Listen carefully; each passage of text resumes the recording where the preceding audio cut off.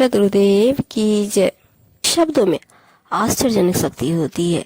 यही कारण है कि उदास हताश व्यक्ति साहस वीरता के शब्द सुनकर प्रसन्न भाव से अपने लक्ष्य प्राप्ति की ओर चल पड़ता है।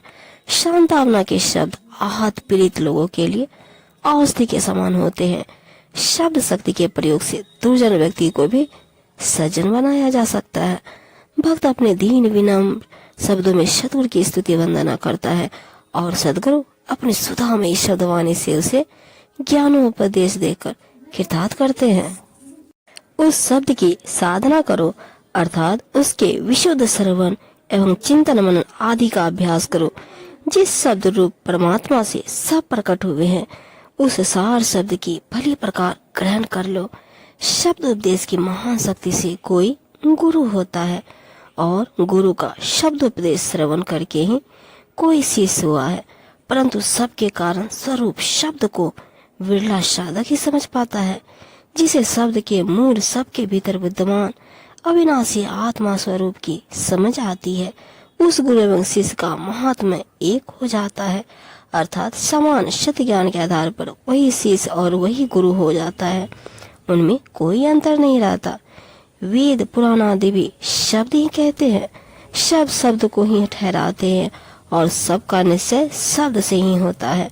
शब्द ही सभी देवता मुनि तथा संत कहते हैं, परंतु हर कोई शब्द के सार असार का भेद नहीं जान पाता। शब्द को सुन सुनकर लोग साधु वेश धारण करते हैं। कल्याण प्रेमी गृहस्थ भी शब्द ही कहते हैं। शरदर्शी यानी कि योगी, जंगम, सेवड़ा, सन्यासी, दरवेश तथा ब्राह्मण भी शब्द ही कहते हैं। वैरागी भी शब्द का ही उपदेश करते हैं। शब्द से ही माया संसार को उत्पन्न करती है। इस प्रकार सब शब्द का ही विस्तार है, अर्थात शब्द का विस्तार रूप संसार है। सतगुरु कबीर साहब जी कहते हैं कि जहाँ से जिसकी सत्ता से शब्द होता है, शब्द के उस मूल का भेद निहारा है। शब्द द्वारा उस मूल चेतन परम आत्म स्वरूप को समझ लेना चाहिए। वाणी कितने प्रकार की होती है? कबीर साहब ने वाणी के 4 प्रकार बताए हैं। पहले प्रकार की वाणी अहंकार भरी होती है। यह वाणी दूसरों को चोट पहुंचाने के लिए है। इससे न तो वक्ता को लाभ होता है और न ही श्रोता को। दूसरी वाणी है छद्म वाणी, जो सुनने में मीठी परंतु भीतर से छुरी का कार्य करती है।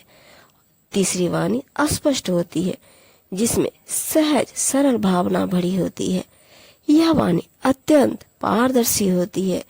और चौथे प्रकार की वाणी को संभाल कर बोला जाता है। इसमें छल नहीं होता, केवल शिष्ट सज्जा होती है। संत इसी महत्ता शक्ति और शील संपन्न वाणी का प्रयोग करते हैं।